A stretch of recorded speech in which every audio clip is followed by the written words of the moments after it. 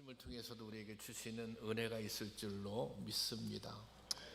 여러분들 말씀은 귀로 듣는 것이죠, 귀로. 그리고 이제 머리로 이제 이해를 하게 되는데, 사실 이 말씀이 머리에만 머물러 있으면 은혜가 되지 않죠. 은혜가 되려면 그 말씀이 좀 이렇게 가슴으로, 마음으로, 또 심령으로 내려와야 합니다. 오늘 선포되는 이 말씀이 머리를 거쳐서 여러분 가슴에 머물러 수 있기를, 그래서 가슴이 뜨거워지는 그런 역사가 있기를 바랍니다. 이제 얼마 전에 저희 아내하고 얘기를 하는데, 저희 아내가 저에게 그런 얘기를 했어요. 당신은 내 인생에 있어서 로또와 같은 존재다, 그런 얘기를 했어요. 그래서 제가 드디어 이 사람이 나의 존재를 깨닫기 시작했구나, 그렇게 생각했거든요. 그런데 뒤이어서 그런 얘기를 하더라고요. 어떻게 20년이 넘어도 그렇게 맞는 게 없느냐고. 예, 안 맞는 게 참 많아요, 살아보니까. 그런데 제가 집사람과 함께 이제 유일한 취미 생활이 있는데, 그것이 재래시장을 방문하는 일입니다. 그래서 가끔 시간이 되면 지방에 있는 오일시장에를 갑니다. 전통시장이죠. 그곳에 가면 사람들이 얼마나 이렇게 치열하게 사는지, 또 그런 모습들이 도전이 됩니다. 우리가 이런 마트에 가면 그런 모습이 없잖아요. 거기 가면 막 흥정도 하고 또 무슨 덤을 주기도 하고, 그런 모습이 저는 좋아서 자주 가곤 합니다. 며칠 전에 가까운 재래시장에 갔는데, 그러면 우리가 길거리 음식을 먹잖아요. 무슨 뭐 떡볶이도 먹고 오뎅도 먹고 튀김도 먹고, 집사람들이 막 맛있게 먹고 있는데, 누군가가 사모님 그렇게 불렀어요. 물론 그것은 집사람을 부른 것은 아닙니다. 근데 집사람이 깜짝 놀라며 자기를 부른 것도 아닌데 얼음처럼 되더라고요. 여러분도 그럴 때 있지 않습니까? 여러분들이 어떤 사람이 여러분들 보고 혹시 교회 다니시지 않습니까? 또 혹시 장로님 아니세요? 혹시 권사님 아니세요? 누가 그렇게 물어본다면 아마 한편으로는 좀 기분이 나쁘지 않을 것 같아요. 뭔가 사람들이 나를 볼 때 뭔가 나에게 성도 같은 모습이 있나 보다, 나에게 뭔가 교회 오래 그 다닌 그런 무슨 아우라 같은 게 뿜어져 나오나 보다, 뭐 그렇게 여길 수 있잖아요. 그런데 또 한편으로 이제 부담도 됩니다. 왜냐하면 믿지 않는 사람들은 믿는 사람들을 향해서 어떤 기대감 같은 게 있기 때문입니다. 저 사람들은 우리하고 좀 틀리지, 목사는 좀 우리하고 틀려야지, 그런 거 아니에요. 장로님은 좀 나하고는 틀려야지, 뭐 이런 생각을 가지게 되는 것입니다. 이 오늘날 교회나 성도들은 이 공적 비난과 비판의 대상이 되곤 합니다. 코로나 이후엔 더욱 심해진 것 같습니다. 2021년도에 한국 갤럽에서 종교인에 대한 비종교인의 호감도를 조사했습니다. 보면 저기 맨 위에를 보면 먼저 무엇을 조사했느냐면, 어떤 종교를 가지고 있는지를 물어봤어요. 불교가 16%, 개신교가 17%, 천주교가 6%가 나왔습니다. 그 다음에 종교인 호감도를 물어봤어요. 이것은 믿지 않는 사람들에게 물어보는 것입니다. 그런데 불교는 20%, 개신교는 몇 프로예요? 6%가 나왔어요. 그리고 천주교는 13%가 나왔어요. 그 다음에 어떤 질문을 던졌냐면 신뢰도를 물어봤어요. 신뢰도를 물어봤는데, 개신교 성도들을 얼마나 신뢰하는가, 신뢰도를 물어봤더니 21%가 나는 기독교인들을, 교회를 긍정적으로 생각한다, 그렇게 나왔어요. 그러니까 오늘 우리가 살고 있는 이 사회 10명 중에 8명은 그 기독교인들에 대해서 좋지 않은 생각을 가지고 있는 거예요. 그런데 이것이 21년도 조사인데 20년에 이런 조사를 했거든요, 갤럽에서. 그때는 호감도가, 그때는 신뢰도가 31%가 나왔어요. 그러니까 1년 동안에 10%가 떨어진 거죠.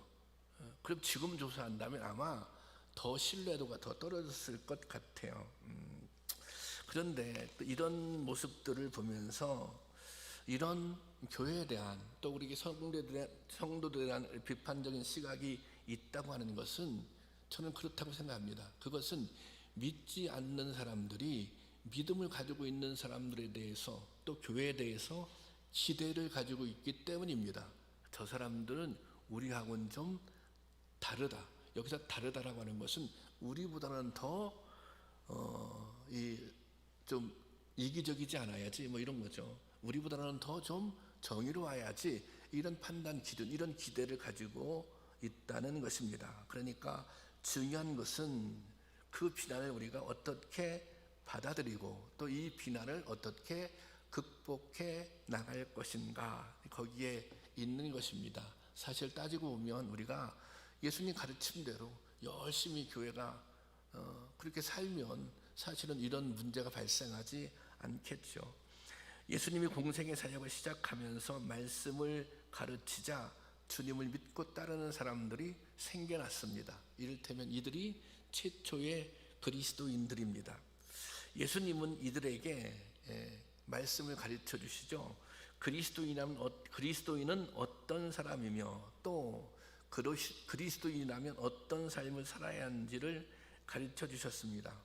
그 첫 번째 설교가 산상수훈입니다.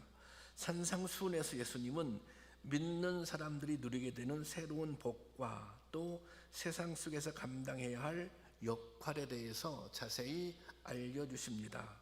오늘 읽은 말씀은 8가지, 우리가 알고 있는 팔복에 관한 말씀에 이어지는 빛과 소금에 대한 교훈입니다. 이 교훈은 우리가 너무도 잘 알고 있는 교훈 내용입니다. 이 소금과 빛은 한 가지 공통된 특징이 있습니다. 그것은 별로 특별할 것이 없는 일상 속에 존재하는 것입니다. 그렇잖아요. 별로 특별할 것이 없지만 그렇지만 그럼에도 불구하고 이 특별한 역할이 있다는 것입니다. 소금이 존재하지 않는다고 생각해 보세요. 빛이 존재하지 않는다고 생각해 보세요. 소금은 맛을 내고 부패를 방지합니다. 녹아서 짠맛을 내는 게 소금의 역할이고 존재 이유입니다. 빛은 어둠을 밝힙니다. 스스로 불태워 어둠을 밝히는 것이 빛의 역할이며 빛의 존재 이유인 것입니다. 그런데 예수님께서 이 말씀을 하실 때 그 시제를 살펴보면 그 시제가 완료형입니다. 그러니까 앞으로 빛이 될 것이다, 앞으로 소금이 될 것이다, 그것이 아니라 소금이 되었다, 이미 소금이 되었다는 거예요. 이미 빛이 되었다는 것입니다. 예수님은 이 무리들을 향해서, 예수님의 제자를 향해서 너희들은 장차 어느 날인가 소금이 될 것이다, 장차 어느 날인가 빛이 될 것이다, 그렇게 말씀하시지 않았어요. 오늘 이미 우리는 빛이고 오늘 이미 우리는 소금인 것입니다. 주님을 영접했으면 이미 변화된 새로운 존재가 되었다는 것입니다. 우리 안에 예수 그리스도가 계시면 이미 우리는 새로운 존재가 된 것입니다. 우리 안에 성령님이 계시면 이미 우리는 새로운 존재가 된 것입니다.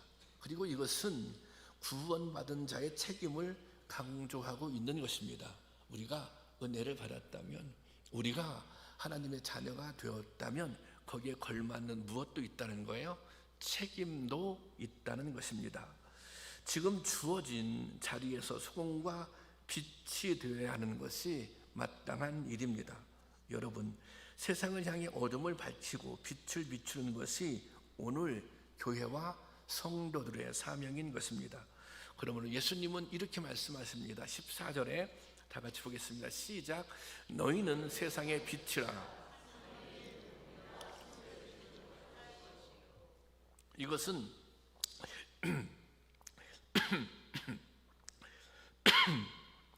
예수 그리스도를 믿는 사람들은 저절로 존재가 드러나게 되어 있다는 것입니다. 예수 그리스도를 믿는다는 것으로 그 존재가 드러나게 된다는 것입니다. 산 위에 있는 동네는 드러나고 싶지 않아도 저절로 드러나게 됩니다. 등경 위의 등불도 마찬가지입니다. 세상 앞에 드러난 존재라는 것입니다. 성도들은 세상 앞에 드러난 존재라는 것입니다. 사실 산 위에 있는 동래가 되고 등경 위에 있는 등불이 되는 것은 부담스러운 일입니다. 세상에 이목이 쏠리니 일거수일투족이 신경이 쓰이지 않을 수 없습니다. 그러나 등불은 등경 위에 있는 것이 마땅합니다. 그래야 모든 사람에게 비추이고 어둠을 밝힐 수 있기 때문입니다. 예수님은 이 비유의 결론을 이렇게 맺고 있습니다. 16절 말씀입니다. 다 같이 보겠습니다. 시작. 이같이 너희 빛이 사람 앞에 비치게 하여 그들로 너희 착한 행실을 보고 하늘에 계신 너희 아버지께 영광을 돌리게 하라. 굉장히 중요한 말씀입니다. 이같이 너희 빛이 사람들 앞에 비치게 하여 그들로 너희 착한 행실을 보고 하늘에 계신 너희 아버지께 영광을 돌리게 하라. 이 말씀을 좀 풀어서 설명드린다면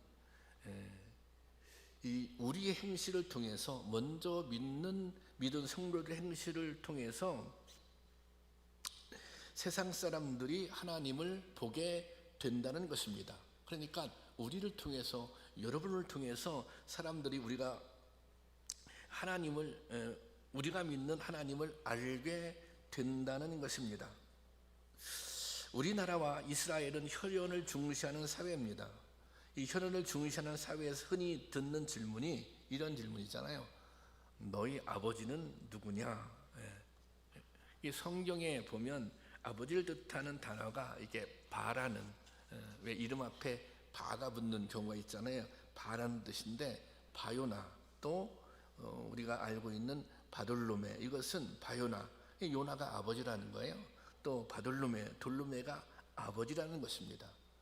그러니까 우리 사회에서도 우리나라에서 누군가 알려면 반드시 이런 질문하잖아요. 너 아버지가 누구냐? 그렇게 묻습니다. 왜 아버지가 누구인지를 묻습니까? 자녀는 대체적으로 아버지의 모습을 닮기 때문입니다. 우리 그리스도인들은 하나님의 자녀입니다. 그러므로 당연히 우리는 아버지를 닮은 모습이 하나님의 자녀인 우리를 통해서 드러나게 되어 있는 것입니다. 하나님의 모습이 우리를 통해 나타나는 것, 드러나는 것은 당연하다고 하는 것입니다.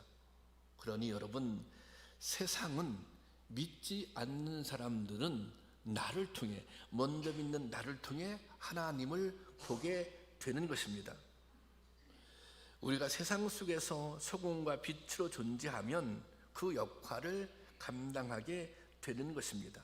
그러면 우리 모습을 통해서, 우리의 삶을 통해서 믿음이 증거되는 것이고 하나님의 영광이 나타나는 것입니다. 이것이 복음이 확장되고 전해지는 방식입니다. 초대교회 성도들은 이 사실을 잘 알았고 주어진 사명에 충실했습니다. 정말 최선을 다해서 빛과 소금의 역할, 이 사명을 감당한 것입니다.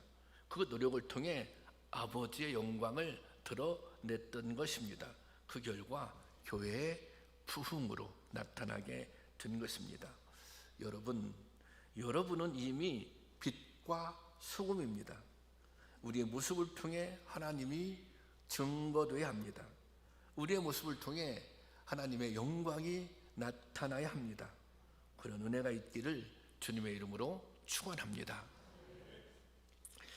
사람들은 흔히 이런 말 하죠.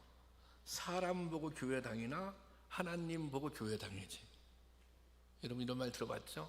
사람 보고 교회 다니나 하나님 보고 교회 다니지.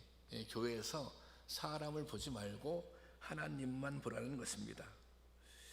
누군가 교회 안에서 상처를 받고 시험 들었다고 하면 이런 말을 합니다. 사람 보지 말고 하나님 봐야지. 매우 일리 있고 위로가 되는 말 같습니다. 하지만 이 말에는 아주 큰 문제가 있습니다. 그것은 예수를 믿는 사람도 결국 믿지 않는 사람들과 다르지 않다는 것입니다. 예수 믿는 사람들도 교회 다니는 사람들도 별로 틀리지가 않아. 여기에서는 스스로 자기 자신을 합리화하는 또 이 포기와 자조가 담겨 있기 때문입니다. 사람 보지 말고 하나님만 보라고 흔히 말하지만 이 세상 그 어떤 사람도 하나님을 직접 보고 예수님을 믿는 사람은 없습니다. 여러분, 하나님 보고 예수님을 믿습니까? 하나님은 우리가 육안으로 눈으로 볼 수 있는 분이 아닙니다. 구약의 율법에 따르면 하나님을 본 사람은 죽임을 당했습니다. 그러면 우리는 하나님을 어떻게 볼 수 있을까요? 예수님의 제자 가운데 하나인 빌립도 이런 의문을 가졌습니다. 어떻게 하면 하나님을 볼 수 있을까? 그래서 예수님께 이렇게 질문을 해요. 요한복음 14장 8절 말씀입니다. 다 같이 보겠습니다. 시작.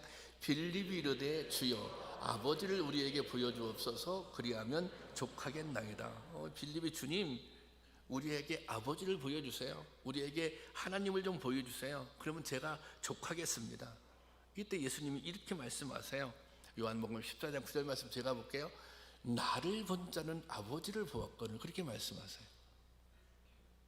이것은 나를 통해서 하나님 아버지를 보라는 말씀입니다.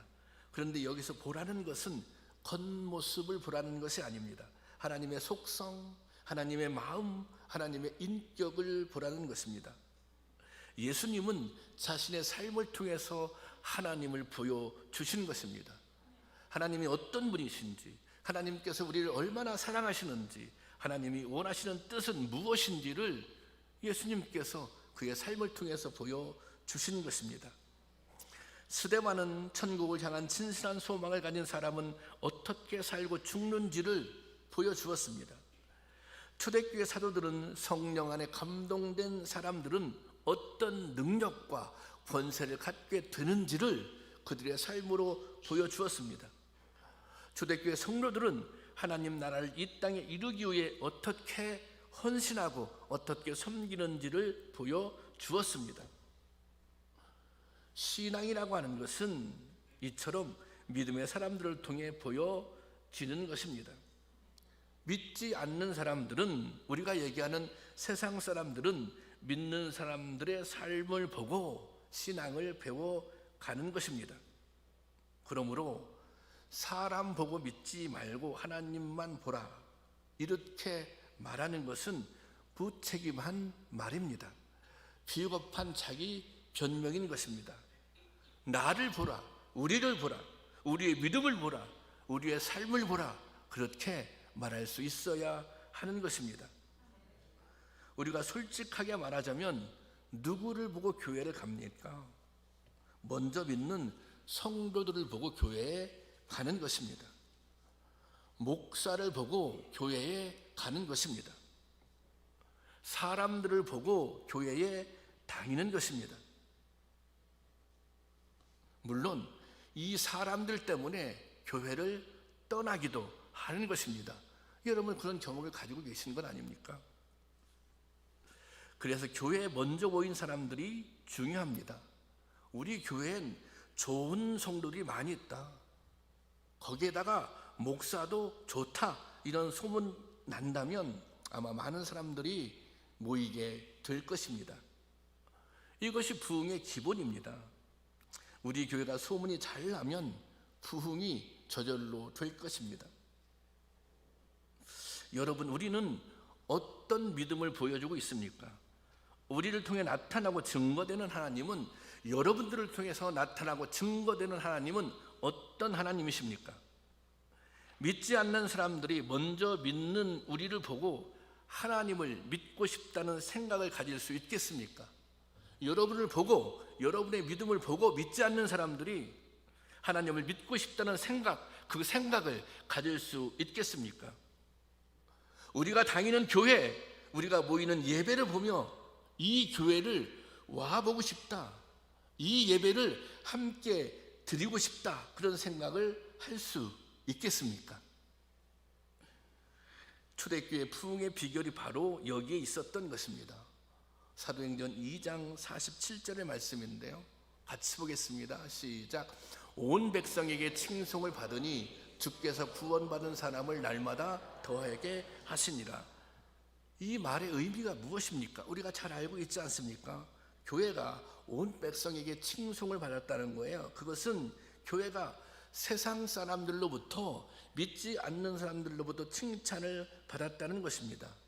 좋은 교회라고, 좋은 성도들이라고 하는 칭찬을 받았다는 것입니다. 그 결과 많은 사람들이 교회에 와보고 싶어 했다는 것입니다. 그러니 전도가 되고 부흥이 일어났던 것입니다. 이것이 오늘 우리 교회와 저와 여러분이 해야 할 일입니다. 우리 교회가 좋은 교회가 되면 사람들이 교회의 매력을 느끼게 될 것입니다. 정말 좋은 교회라는 소문이 나면 와보고 싶은 그런 교회가 될 것입니다. 오늘 이 땅에는 교회에서 상처받고 목회자에게 실망하고 신앙생활에 어려움을 겪고 방황하는 수많은 성도들이 있습니다. 이들에게 가장 절실한 것은 대안을 찾는 것입니다. 희망을 발견하는 것입니다. 교회에서 새로운 희망을 발견하는 것입니다. 저는 우리가 그 대안이 되라고 주님께서 여러분을 이 자리에 불러주신 줄로 믿습니다. 우리 교회가 그 희망이 되라고 참 기쁜 교회를 이곳에 세워주신 줄로 믿습니다. 그런데 어떻게 하면 우리가 이런 일을 가능하게 할 수 있습니까? 먼저는 우리 교회가 정말 좋은 교회가 되어야 합니다. 그런데 좋은 교회는 누가 만들어 가겠습니까? 좋은 교회는 좋은 성도가 만드는 것입니다. 물론 목사의 역할도 중요합니다. 우리는 좋은 교회를 만들기 위해 더 노력하고 기도해야 합니다. 무엇보다 교회에 대한 진실한 애정과 사명감이 있어야 하는 것입니다. 정말 이 교회가 주님의 핏값으로 사서 세우신 주님의 몸된 교회라고 하는 고백이 분명히 있어야 하는 것입니다. 하지만 좋은 교회가 되어도 알려지지 않으면 소용이 없습니다. 초대교회가 좋은 교회였어요. 그런데 이 사람들이 다 문을 닫아 걸고 자기들끼리 행복했다면 사람들이 이 초대교회의 속사정을 알 수 있었겠습니까? 그 교회가 좋은 교회인지 알 수 있었겠습니까? 세상에 칭송을 받았다는 것은 초대교회 소문이 널리 퍼졌다는 뜻입니다. 그러면 어떻게 소문이 퍼졌을까요? 이것은 교회 안에서 교회 밖으로 퍼져나가는 것입니다. 교회 안에서 교회 밖으로, 다시 말하자면 교인들이 교회의 좋은 점을 자랑하고 소문을 낸 것입니다. 여러분 아시죠? 좋은 소문도 교인들이 내는 것이고 나쁜 소문도 교인들이 내는 것입니다. 여러분들을 통해서 좋은 소문도 나는 것이고 여러분들을 통해서 나쁜 소문도 나는 것입니다. 사실 우리 교회는 자랑할 점들이 여러 가지가 있습니다. 지금 이 성경학교가 진행 중인데요, 아동부 성경학교를 하고 있거든요. 이게 정말 잘하더라고요.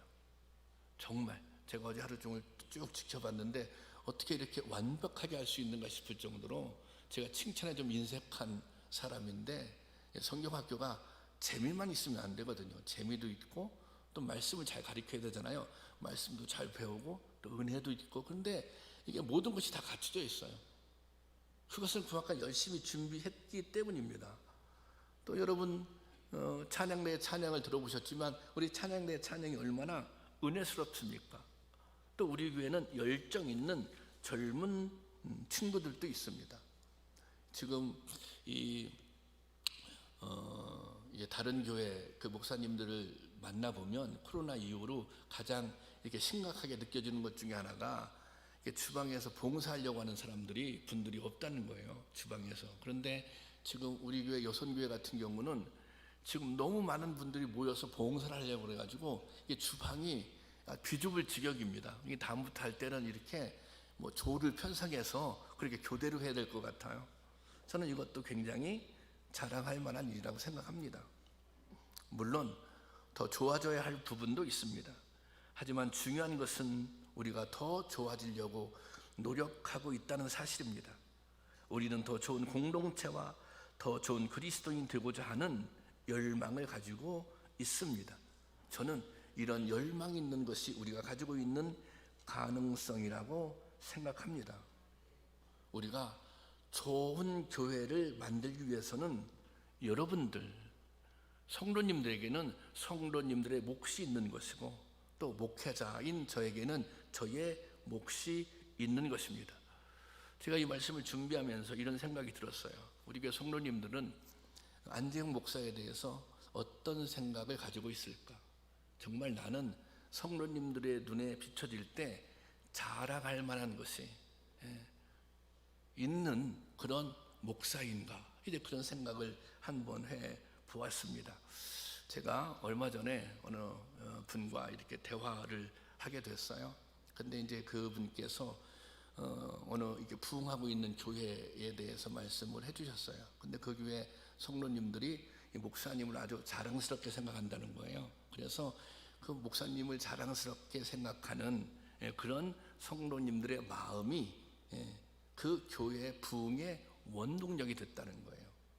그러면서 이 말씀을 하시더라고요. 그 교회 성도님들이 그 목사님을 자랑스럽게 생각하는 뭐 몇 가지 이유 중에 아주 중요한 한 가지가 있는데, 그 목사님은 교회에서 주는 사례비 외에는 예를 들자면 성도님들이 장례를 치르잖아요. 그러면 목사님 뭐 수고했다고, 또 결혼식 같은 걸 하잖아요. 무슨 예배를 드리잖아요. 그러면 개인적으로 사례를 하는 경우가 있잖아요.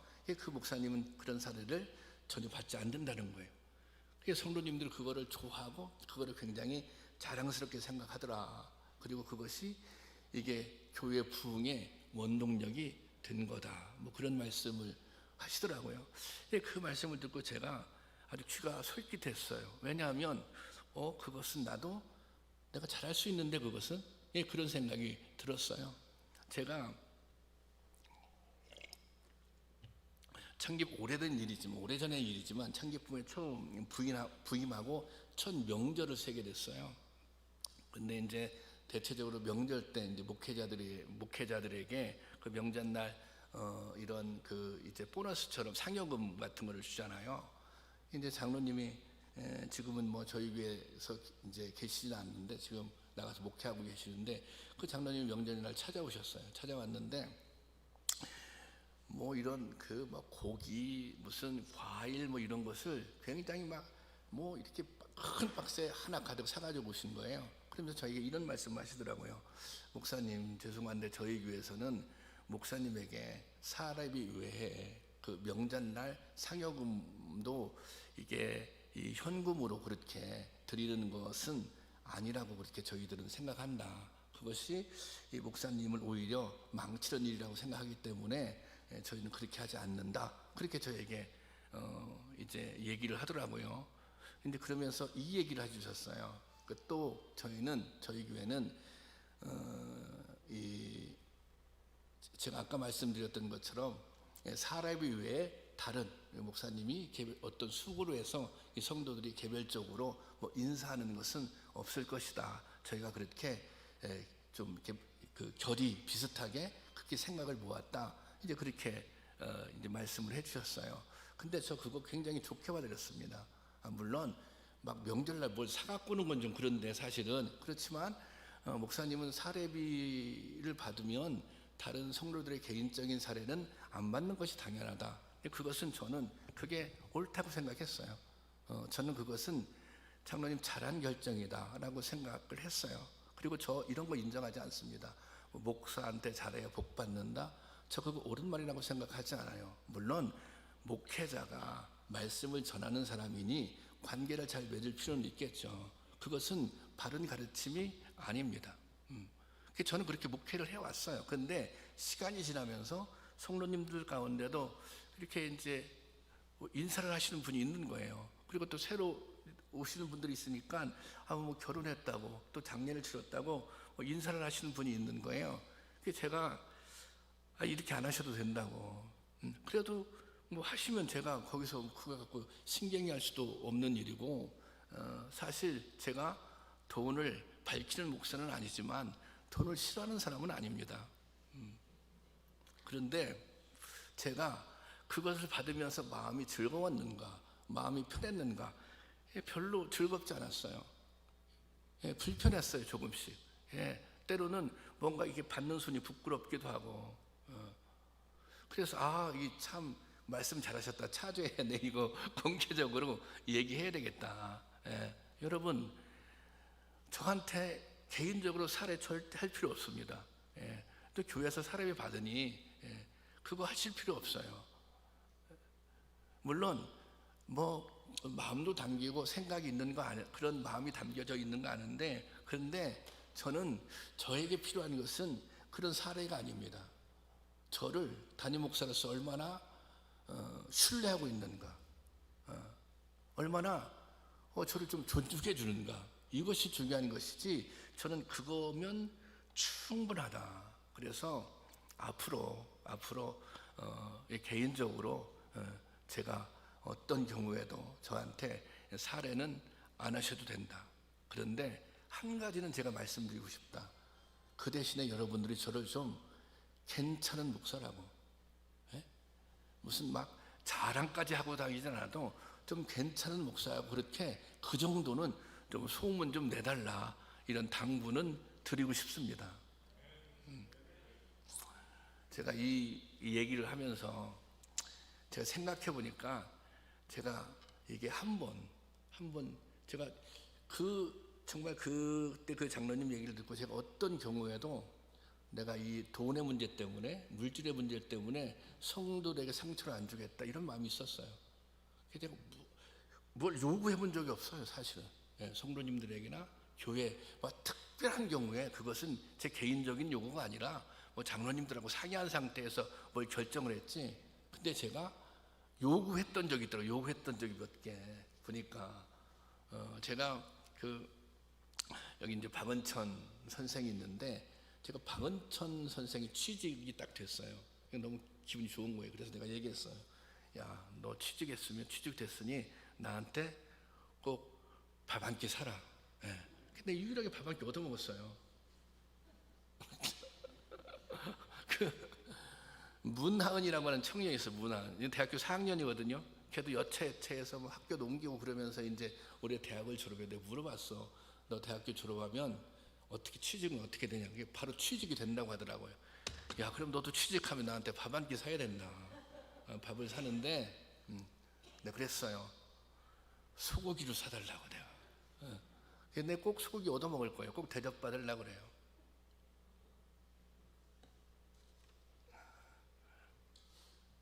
그것은 제가 대접받은 걸 굉장히 좋아하는 사람은 아닙니다. 그거 제 나름대로의 그냥 격려라고 생각해서 또 그렇게 하고 하는 것입니다. 여러분, 저는 좋은 목사가 되려고 노력하고, 그리고 여러분들이 제가 좀 아닌 것 같으면 여러분이 저한테 말씀을 해주세요. 그럼 제가 더 좋은 목사가 되려고 노력하겠습니다.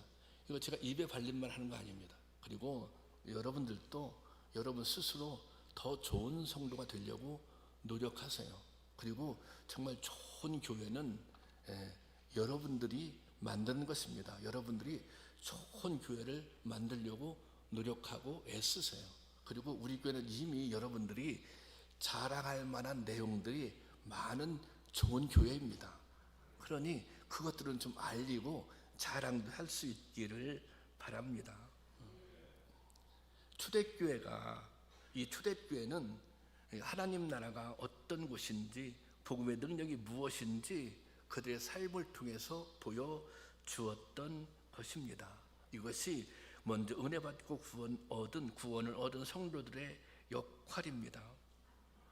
그 교회가 좋은 교회인가, 그 교회가 건강한 교회인가, 무엇을 통해 알 수 있습니까? 성도들의 삶을 통해서 알 수 있는 것입니다. 우리 교회가 좋은 교회인지는, 우리 교회가 건강한 교회인지는 여러분의 삶을 통해서 알 수 있는 것입니다. 먼저 믿은 나를 통해 예수가 드러나고 전해지도록 해야 하는 것입니다. 그것이 하나님께 영광이 되는 삶입니다. 나를 통해 예수를 믿게 되는 이가 생기게 된다면 이것이 가장 크게 하나님께 영광을 돌리는 것입니다. 오늘 먼저 부름받은 우리에게 주님이 주신 사명이 바로 이것이라고 생각합니다. 여러분, 나를 통해서 예수 그리스도가 증거되기를 원합니다. 나를 통해서 우리 교회가 더 좋은 교회로 세워지기를 원합니다. 나를 통해서 우리 교회가 다른 사람들이 오고 싶어하는 그런 교회가 되기를 원합니다. 나를 통해서 우리 교회가 함께 예배드리고 싶어하는 그런 교회가 될 수 있기를 바랍니다. 그런 은혜가 있기를 주님의 이름으로 축원합니다.